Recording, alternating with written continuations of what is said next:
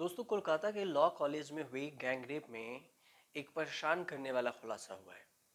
Police ने बताया है कि सीसीटीवी फुटेज से ये पता चलता है कि आरोपियों में से एक जैब अहमद पीड़िता के लिए इनहेलर खरीदने के लिए घटनास्थल से दूर ले गया था।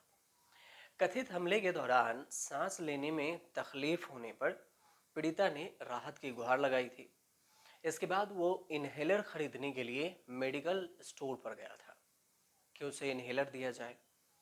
जो जांच में आया कि जांच के अनुसार से कि पास ही एक मेडिकल दुकान से जो फुटेज है सीसीटीवी की, उसमें जेब में पीड़िता के अनुरोध पर इनहेलर खरीदते हुए दिखाया गया। जब गैंग रेप के बाद 25 जून की शाम को सुरक्षा गार्ड के कमरे में पीड़िता की हालत बिगड़ रही थी, तो एक वरिष्ठ अधिकारी ने ये भी बताया एक मीडिया हाउस को कि पीड़िता ने बताया कि यातना के दौरान बीमार पड़ने के बाद उसने चिकित्सा सहायता की भीख मांगी थी। आरोपी ने उसे अस्पताल ले जाने से इनकार कर दिया, लेकिन उसे फार्मेसी से इनहेलर दिलवाया और उसे कुछ समय के लिए बेहतर महसूस हुआ, लेकिन यातना जारी रही। फार्मेसी मालिकों ने पुलिस को यह भी बताया कि जैब ने पैसे का भुगतान अलग अलग तरीकों से करने की कोशिश की, लेकिन अंत में उसने पूरा पेमेंट ऑनलाइन ही कर दिया। जांचकर्ता कहते हैं कि लेन देन का पूरा जो डॉक्यूमेंट्स है वो लिया है और हमले के समय के साथ इसका मिलान भी किया जा रहा है। इसके बाद अगर देखें तो इस बीच में जो मेडिकल रिपोर्ट आया है उसमें कुछ मुख्य आरोपी जो है मोनोजीत मिश्रा, शरीर पर नाखून के निशान आए जो केवल संकेत ये देते हैं कि पीड़िता ने हमले के दौरान विरोध किया था। पुलिस के एक सूत्र ये भी बताते हैं कि ऐसी चोटें संघर्ष के दौरान ही आती है। और एसआईटी जांच में यह भी खुलासा हुआ है कि मोनोजीत मिश्रा ने घटना के अगले दिन सुबह कॉलेज के उप प्राचार्य डॉक्टर नयना चटर्जी से संपर्क किया। इसके बाद से दोनों से उनकी बातचीत के बारे में पूछताछ की जा रही है।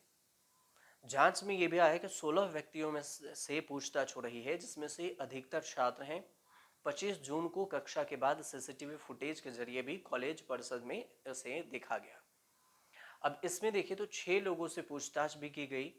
इसके अलावे 1 जुलाई को और कोलकाता पुलिस ने ये पुष्टि की कि डिजिटल एविडेंस प्रस्थिति और चिकित्सा जो एविडेंस है उस सबको इकट्ठा किया जा रहा है।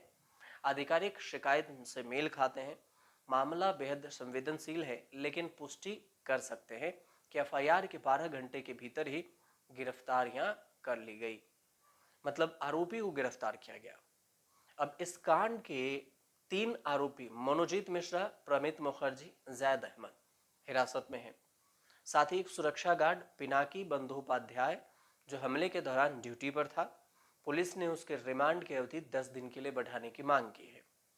इसके अतिरिक्त तीनों आरोपियों की पुलिस हिरासत 8 जुलाई तक बढ़ा दी गई है ताकि उससे और भी जानकारी निकाला जा सके, पूछताछ की जा सके। मुख्य आरोपी मनोजीत मिश्रा काली करतूतों का खुलासा करते हुए तब पकड़ा गया जब 25 जून को कॉलेज परिषद के सेक्रेटरी गार्ड के कमरे में एक छात्रा के साथ गैंगरेप की घटना घटी। इस मामले में उसे उसके 2 दोस्तों को गिरफ्तार भी किया गया और अब इस केस में मेडिकल रिपोर्ट सामने आई, जिसमें हैरान करने वाली बात सामने आई। मेडिकल रिपोर्ट में पीड़िता के साथ जबरन यौन संबंध बनाने के स्पष्ट संकेत मिले हैं। इसके साथ ही आरोपी के शरीर पर भी काटने और नाखून के निशान मिले हैं खरोच का। पुलिस ये भी कह रही है कि वो वही निशान हैं जो पीड़िता ने विरोध के दौरान आरोपियों को दिए थे। अब मुख्य आरोपी मनोजीत मिश्रा के अलावा जो 2 अन्य आरोपी है, जैब अहमद और प्रमित मुखर्जी, 27 जून को इसकी गिरफ्तारी हुई थी और पहले इनकी 4 दिन की पुलिस रिमांड थी, लेकिन 1 जुलाई को इसके रिमांड अलीपुर कोर्ट ने पुलिस को बढ़ा दी और तीनों के रिमांड 8 जुलाई तक कर दी है। चौथे आरोपी पिनाकी बनर्जी, जो कि घटना के समय कॉलेज का सिक्योरिटी गार्ड था, वो भी शनिवार को गिरफ्तार किया गया था और उसकी भी हिरासत 4 जुलाई तक बढ़ा दी गई है। पुलिस का कहना है कि अब भी इस केस में कई कड़ियां जोड़ी जानी बाकी है और यही वजह है कि पुलिस ने उनकी कस्टडी की मांग की थी, तो कोर्ट ने दे भी दिया। इसके साथ ही एक और लड़की ने मनोजीत मिश्रा पर सनसनीखेज आरोप लगाया। एक मीडिया हाउस को इंटरव्यू देते हुए एक पीड़िता ने बताया, दावा किया कि 2 साल पहले कॉलेज ट्रिप के दौरान मनोजीत मिश्रा ने उसके साथ छेड़छाड़ की थी। उसने जब विरोध किया तो न सिर्फ उसके साथ मारपीट की गई, बल्कि पूरे परिवार को जान से मारने की धमकी दी गई।